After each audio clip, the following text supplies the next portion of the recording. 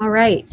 Thank you all for joining us for our June Impact Forum call. I am so pleased to welcome our next speaker, Secretary Francisco Urena of the Massachusetts Department of Veteran Services. In his role at DVS, Secretary Urena guides the department as it sets policy, proposes legislation, ensures that adequate funding for veterans programs is included in the governor's budget, and represents the interests of veterans in matters coming before the general court.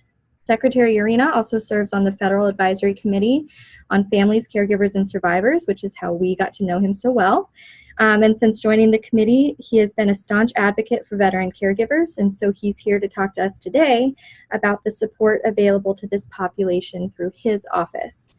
I'm very excited about this call. I think that a lot of organizations, veterans, and even caregivers think of the VA as either their local medical center or the national office here in DC.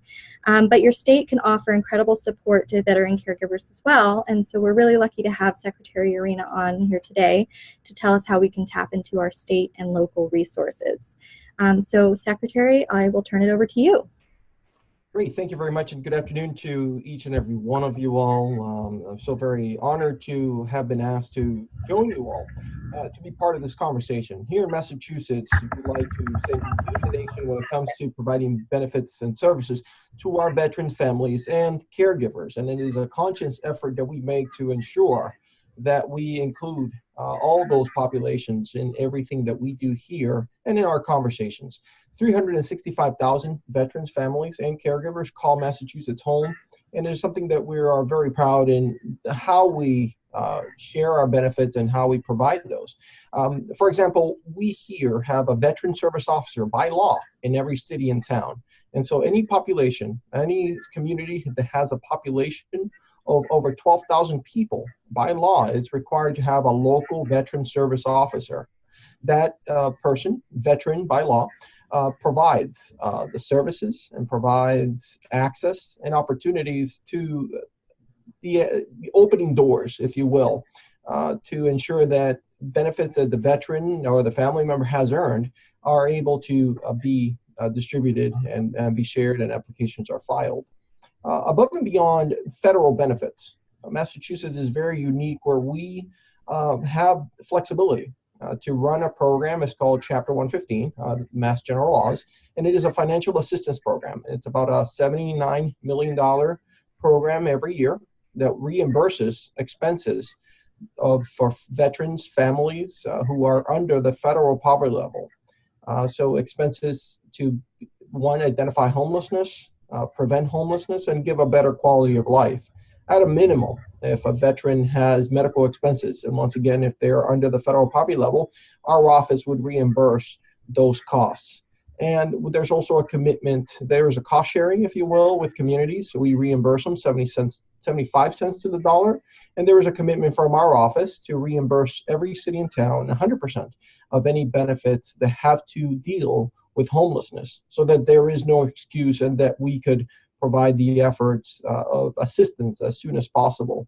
And that essentially is one of the many programs that we provide. Annuities for veterans who are who are service connected 100%. There is a $2,000 annuity every year, paid twice a year. That program also extends to Gold Star families, both mothers and spouses, both parents or spouses in that case. And so the program also extends to survivors of veterans who are 100%. Again, not as a monetary supplement or any kind, but again, to provide a sense of community and opportunity. Those are a few of what we're focused on. What we do on a day-to-day, it's an aspect of policy. We are finding best practices and sharing those best practices. We are also charged with training of veteran service officers in every city and town. So we host annual training and then supplement trainings throughout the year to be able to close some gaps. And obviously veterans and agents transition from time to time, retirements, moving, different communities. And so there's also a supplement of our office.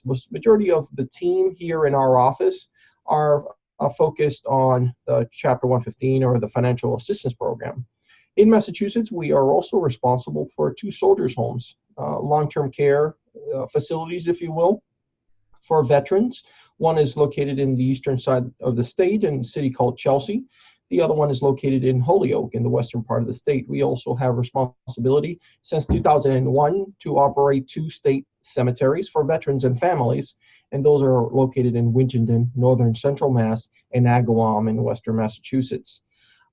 2001, as I mentioned, we as a state got in the business of cemeteries. We also supplement some of those benefits when it comes to memorial services with our federal partners. VA does operate a cemetery in the Cape, if you will, the long arm of Massachusetts, and is in the city or town of Bourne.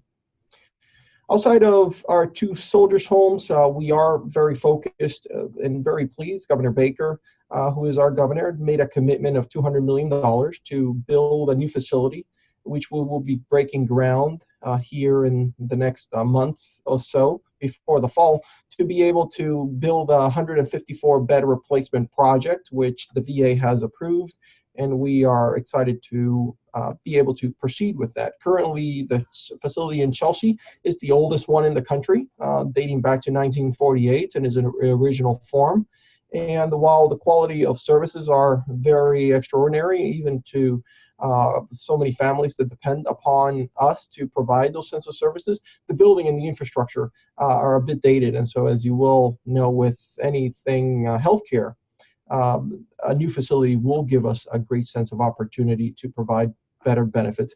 The focus on families and caregivers is something that we too are placing more focus on. Obviously, with changes of legislation jointly, and you all probably share the passion in advocacy of such, we make it a point to ensure that information sessions, to ensure that opportunities to gather families, opportunities for respite are available, or conversations of those are in place, as well as filing for compensation for our families, especially our caregivers, and now into the new legislation that we are eagerly awaiting into how to proceed to be able to give greater access to our families, our veterans, and of course our caregivers who make a big difference in the lives of veterans.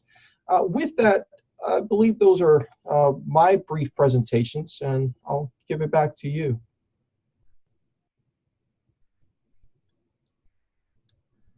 Fantastic. Thank you so much, Secretary. I appreciate your insight into all of the work that you're doing in Massachusetts. And I think just to start off, we are open now for any comments or questions that you all have. Please feel free to send them in.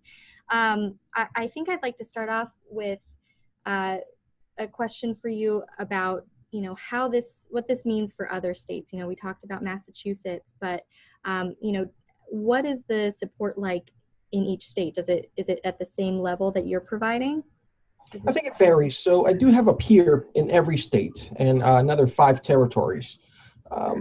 It is an aspect, most of us get together twice a year to share best practices, and also to put some focus around federal training that the VA as a partner provides. And we are direct representatives, if you will, of VA. We are there to provide guidance and when we can, but for the most part, we are here in every state to disseminate those benefits and services. Most of my peers have a support system through county. As I mentioned, we have an agent in every city and town. Most states and territories work on an aspect of a county system, and they have agents throughout those counties around the country to ensure that at a minimum, claims to the VA, signing up for VA healthcare, and also memorial services are available, and access to that is shared. That's fantastic. So for the organizations on the phone, you know, how is the best way to get connected to you and get involved in your work, and really work with you on a state level to support the veterans and caregivers that they serve through their organizations? Various ways. We've created here in my previous role as commissioner to the city of Boston, we created a Veterans Collaborative, and that is one of many networks that we have where providing partners get together at a minimum during once a quarter to be able to share their ideas, or also just to learn about different lanes of access. Obviously, nonprofits, for example, are very diverse in the type of work that they provide.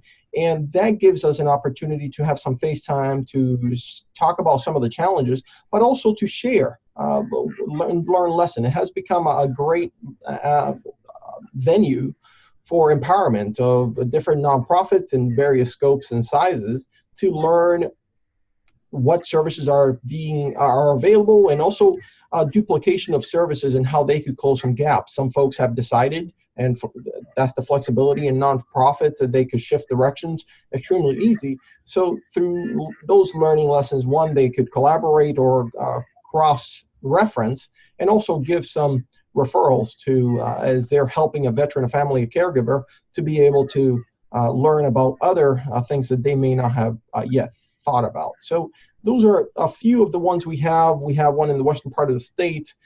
We have one in the central part of the state, and in the eastern part of the state, where a bulk of our population lives.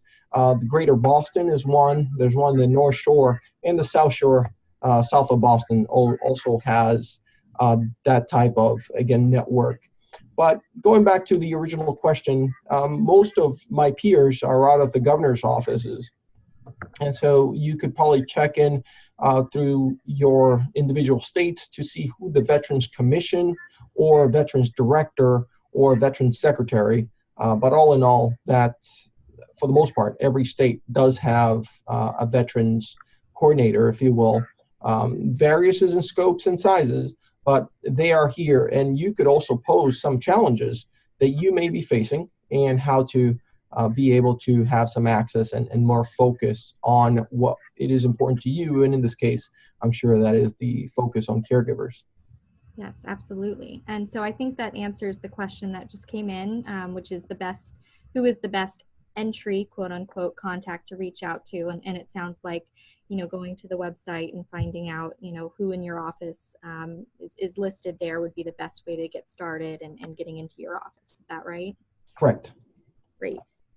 And so going back to this idea of community collaboration, you mentioned the Veterans Collaboratives, and I know, for instance, some of our Dole Caregiver Fellows have worked with the Greater Boston Veterans Collaborative to share some of their work. Can you tell us a little bit about, why it's important to you to build those kinds of strong relationships in the community in Boston and across the state? To us, it's a matter of pride, but also a matter of access and not keeping our benefits best kept secrets. That has always been my mantra of being able to share some of the information that we have, and the reason why we create these groups. And also, in the interim, we learn of different challenges or different opportunities that sometimes we may not have thought of. For example, our Gold Star families are an extreme group that we take a lot of pride in. For those that may not know, those are families who have lost a loved one while in service or due to service-connected disabilities. And so through that, we learned that some families didn't know about the annuity program that we provided from the date of death of their service member. For example, they were, until last year, they were only taking advantage of that from when they learned about it. And so there was an investment made by Governor Baker in our office to provide a sense of support, and we were able to identify 1,200 families just here in Massachusetts alone who did not know of that benefit from the date of death. And so we through, and again, just to having access to these families, and we were able to do some retroactive payments to the date of the program, and not to exceed date of death, not to exceed date of the program. And that was a $7 million commitment. And that was an easy conversation that was had, where families, we identified one, and there were many others, but putting a focus also on caregivers, which is a very important group of any era. And now that I'm so pleased that through our joint advocacy, we have been able to close some gaps on the families pre 9/11 that make a lot of the bulk of the caregivers throughout our state of Massachusetts, and I'm sure that is the case around the country. Yes, absolutely. You're referring to the VA Mission Act, which is being signed by the president tomorrow. We are so excited about that. That will help expand some of the benefits available to caregivers now, right now, just post 9/11, but after the bill is signed, pre 9/11 as well, which is fantastic. So yeah, let's talk a little bit about, uh, you know, why the Elizabeth Dole Foundation is here. Of course, we are here to support the military and veteran caregiver population. And your sort of charter, your responsibility is the veterans of the state of Massachusetts. So why is it important for you? Why did you take on veteran caregivers as another issue? Why was it important to you to expand that focus? It's just a natural fit for us. So those caregivers are the folks taking care of our veterans and sometimes taking extreme sacrifices on their own. So it is important for us to, and again, we identify caregivers as somebody that might be just answering the phone for a veteran or picking up a call to some extreme actions of actually changing prosthesis and changing bandages and the such. And so we want to provide as much support as we can to make the lives of those caregivers that much easier, because we know that in turn will make the lives of those veterans that much better. And that is really our focus here in Massachusetts, and in every opportunity that we can, and through our collective advocacy.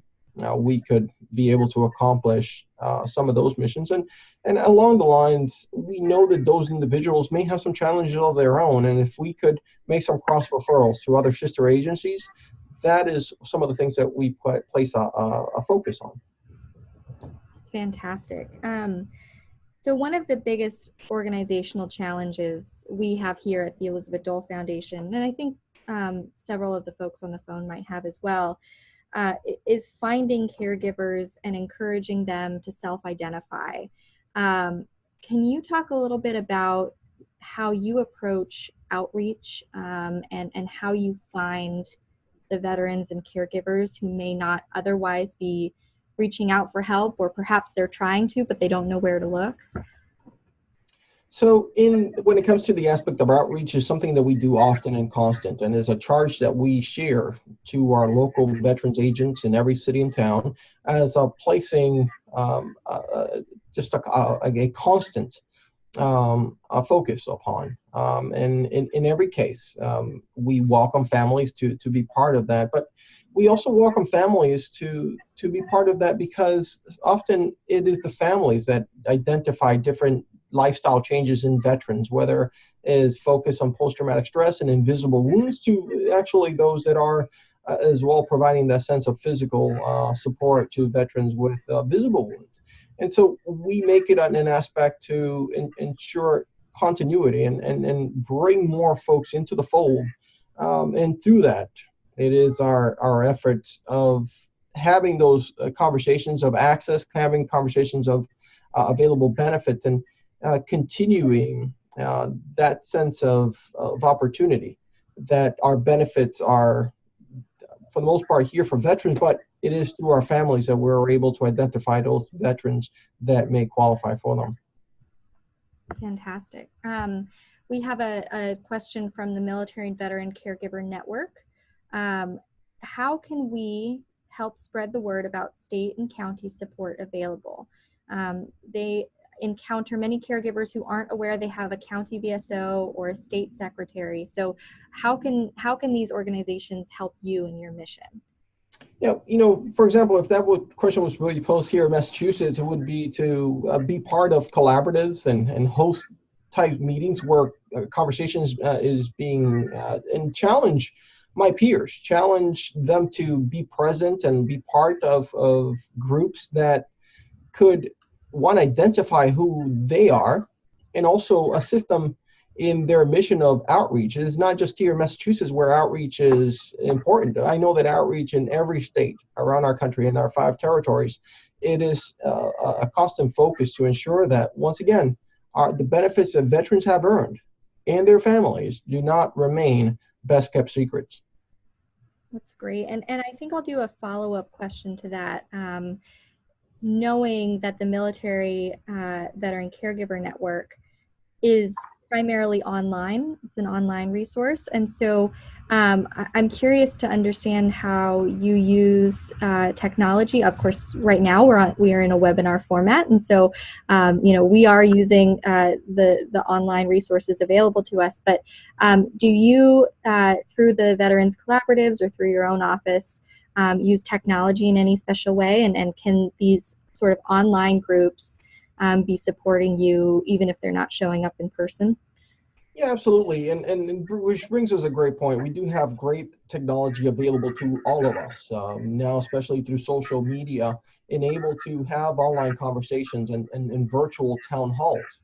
With that, we also partner with many communities and encourage legislators sometimes to host their own town halls where our office comes together to disseminate some of the benefits that we have, and we encourage sister agencies to be part of such conversations.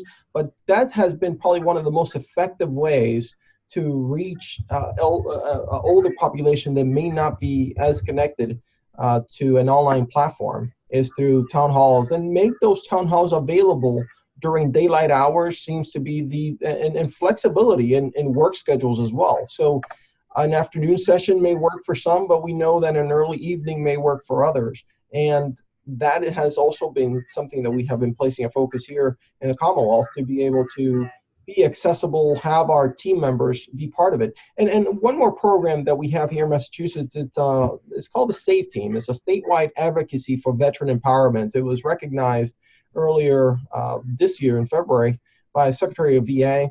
And that was part of, we like to call it a quick reactionary force of fellow veterans and veteran families that can go out and visit veterans who are having challenges, so that we know, especially when it comes to caregivers, that many of them are might be homebound and may not have as much flexibility to leave the household. And so through the SAFE Team here in Mass, we were able to have some more access. And interventions is primarily a focus on intervention for veterans that are facing crisis, but also we have extended that to families who may need an extra level of outreach or support. Another focus that we have here is our Women Veterans Network. Women veterans are across the country, and here in Massachusetts are the fastest growing demographics of returning service members. And so through the aspect of benefits and services, primarily for our female population, we're placing a major focus on them and their successful transition upon community. It's really interesting that you say that, and I think I'll just take a moment to move into the questions to consider. And so for everyone on the phone, these are questions that we have put together for you to think about in terms of your own outreach and what Francisco was saying about women veterans being the fastest growing group coming back to Massachusetts, I think speaks to this question for national organizations. What state and local issues can my organization tap into to support our national mission? So that's another way I just want to highlight that for everyone on the phone to think about as you're tapping into these state resources, as you're looking to folks like the Secretary to support your mission. We had one comment from Christy Coffin from Code of Support, and I think this comment speaks to something that I would encourage you all to do if you have resource platforms that you run yourself. Christy has a service called Patriot Link that will be launching in I think just the next week or so, which offers resources to service providers who might need to help find a veteran or caregiver some support that they might not know about themselves. And so she will be putting county VSOs and veteran state direct services into this program, which is phenomenal. And certainly anyone who offers that case coordination support or who recommends resources on a regular basis, I urge you not to forget the state resources as well, because they're so important. I would love to talk a little bit about Francisco, about your priorities for this year. What are some things that you have coming up? I know you have a big event coming up in August. What are some things that you would like us to know about that we might be able to participate in, or that we should be aware of in our own work? Yeah, so before we touch upon that, and thanks for that question and that point on the Patriot Link, we too have a platform where we encourage nonprofits who are in our catchment area of Massachusetts and the various communities to be part of. And that is a massvetsadvisor.org. It is what we like to just add nonprofits and, again, any benefits that supplements here the lives of veteran families and caregivers. And so we have an opportunity to vet those, see if they're honest in the mission that they're providing, and then through that, kind of ensure that veterans have a level of access, and families and caregivers as well. So on the aspect also, every state may have an advisory board that advises, in its title, governors and policymakers and secretaries and commissioners and my peers, or boards of veterans services, if you will, into, and I think that's also another opportunity where you all may have an aspect to influence policies focused around this important aspect of caregivers. What we're discussing here upcoming in August, as I mentioned as I started our chat, we as an association of state directors of Veterans Affairs get together twice a year, one in Washington outside of the city, in the community of Alexandria. That's solely focused on upcoming legislation and our legislational platform. But then again, in the summer, this summer, we placed a bid last year, and Boston was selected as the host city. So our office is working very closely with the association to host our conference. We do have commitments right now out of 48 states, and we soon expect to have full participation of our full association. And that is another opportunity focused on best practices. This focus specifically is going to be around mental health, substance abuse, and suicide prevention, but not just excluding any other topics. And we do have an opportunity to place some focus on caregivers and any changes that may and are coming to every state and territory. So this is a gathering of all of the state VA secretaries, correct? And where you're all able to come together to talk about your local issues, and then, you know, the landscape of support as a whole. So if an organization were interested in getting involved with that and having a chance to attend, how would they go about that? We do have an association. It's called, as I mentioned, NSADVA.us is a website, National Association of State Directors of Veterans Affairs. There is a contact link on there that we do, or as an association, we do have a executive director, retired General Leslie Beavers is a point of contact, and that could give us a sense of engagement of your specific nonprofits or organizations to engage with us as individual members, as a group. But honestly, we feel we have a great deal of impact. If, for example, we're gathered and most of us are in a room at any one type of conversation, we directly impact 22 million veterans that live collectively across our country. And so that is the power that we bring to the table. Most of the policies focused on veterans are specifically for our veterans in our individual states. But through that, any changes, any aspect of great ideas, best practices could be shared, more level of access to you to influence what your organizations are all about, and have a great level of supplementing the work that happens in every community.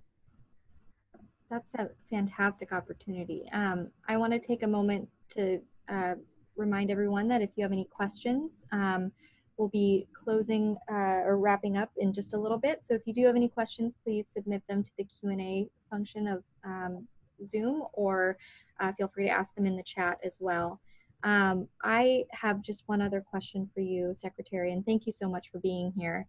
You know, any parting thoughts or recommendations to the organizations on the phone about why it's important to be involved at a state level, and how they can start to recommend services that you have to their veteran or caregiver populations, or get involved more on a state level. Just any parting thoughts from you on that? It is an opportunity that you are missing out if you're not engaging with us. Again, we are direct representatives of governors in various states and one mayor in the District of Columbia. Excuse me. And in that aspect, again, you have the opportunity to place any sense of focus of your passions in how you want to make a difference in outreach or make a difference in our communities. Another level of access that we've had, give me one second, has been that of Elizabeth Dole Foundation Fellows. These fellows have been very helpful at helping us disseminate and have level of interest and access to the veterans programs that we have, and also through their experience as caregivers, sharing those stories so that we could place a direct focus on the needs of members of our community. But I really want to thank you all today for this opportunity to share what Massachusetts has to offer. And it's not, while it might be unique here to us, for the most part, the infrastructure, it's available in every state. And it is an opportunity that we are always welcoming partners, nonprofits, and organizations that want to make a difference in the lives of our veterans, their families, and caregivers. Thank you so much, Secretary. We do have one other question that came in, which we did somewhat cover previously, but just to reiterate for anybody who may have joined us perhaps, do you recommend having our local chapter leaders establish a meet and greet appointment with someone in your office to begin to build that relationship? And if so, who should they contact? Absolutely. Are we talking about my specific office here in Massachusetts, or is this? Let's talk about your specific office. Yeah, I welcomed it directly. It's something, again, we take very serious and want to have a direct approach. So you could reach our office. That's 617-210-5480 is our number to our Massachusetts Office of Veteran Services. And at our earliest convenience, we could place a focus as a meet and greet. I'm often on a weekly basis meeting partners, whether driving out to them and crisscrossing the state, or having folks being invited into our office here to, again, have sense of conversations. And often we learn great ideas, and often just we have an opportunity to complement what they're doing and how we could connect them with a focus on support. Fantastic. And so we will share that, if it's all right with you, we'll share the number that you offered up, and I'll make sure that everyone has a good contact for Secretary Urena. And as always happens, right towards the very end, we have a couple more questions coming in. One from the chat, had a call from a random person in Massachusetts who became an accidental caregiver to a World War II veteran who was being forced out of his current home at age 90. The local service officer was helpful, but unless we had reached out to find him, we were at a loss for where to begin. Is there a best way for caregivers to reach out for help in a crisis? And he wants to reiterate that the state was able to help the veteran in the end. But what's the best way for, I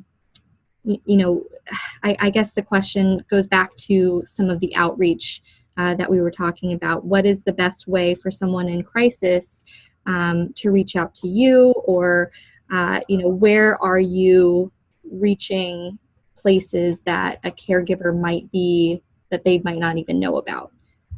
Yeah, so on the aspect of access, here in Massachusetts, like I mentioned earlier, our local veterans agents have extreme level of direct access and report. Obviously, most of them are municipal employees, and so keep in mind working hours that those communities may have.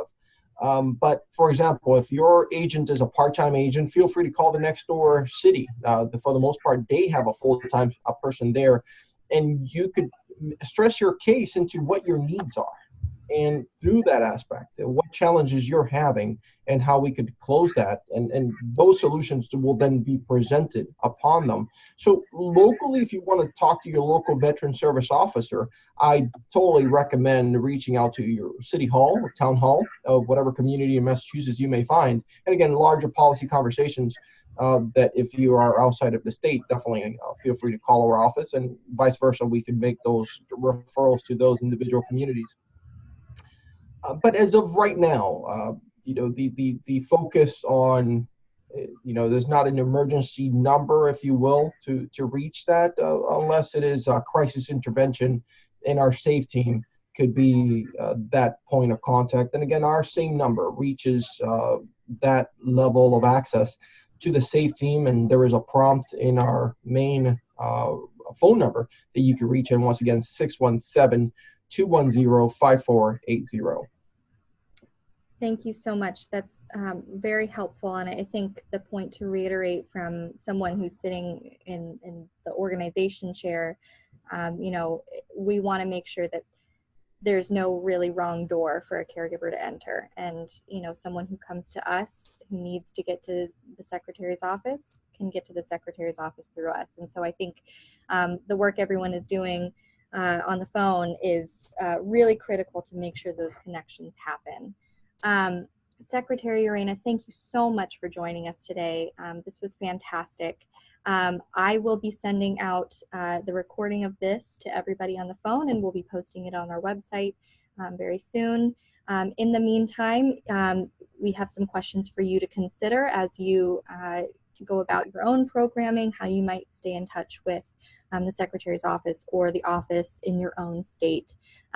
Thank you to everybody. If you have any questions, feel free to send me an email or give me a call. And thank you once again, Mr. Secretary. Oh, thank you very much. And again, thank you all for your passion. Finally, do not forget that we are in this together. If you have some great ideas, we're always welcoming them. And also be aware that the VA has tremendous resources. And so through your local clinics and hospitals and case managers at the VA, veterans, specifically caregivers, may find some solutions to their challenges as well. Perfect point to end on. Thank you so much. Thank you, everybody.